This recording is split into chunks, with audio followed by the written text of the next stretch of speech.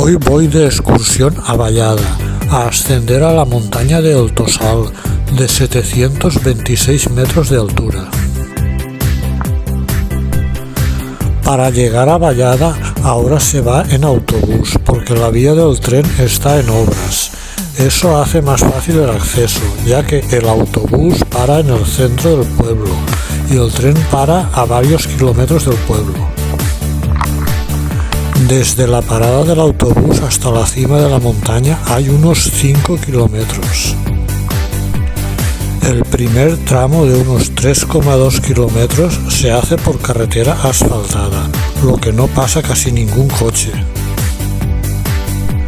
El segundo tramo es por un camino de tierra y el tercer tramo es una senda con un tramo bastante pedregoso al final.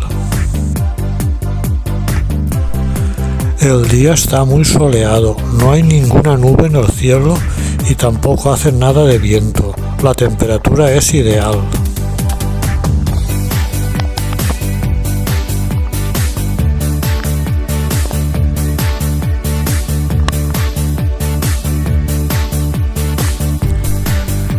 En la cima de la montaña las vistas son espectaculares, se ve toda la comarca de la Costera, la Canal de Navarrés y la Vall d'Albaida.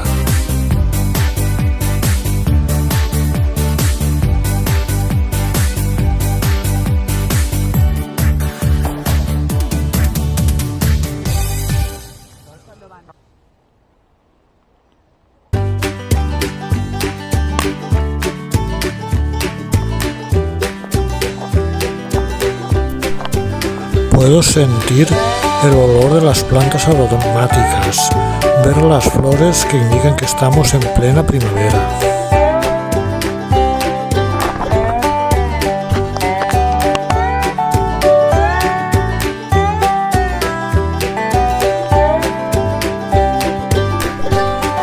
Me llama la atención que estando en plena Semana Santa no haya senderistas o excursionistas. Solo me he encontrado a 2 personas caminando y a un ciclista.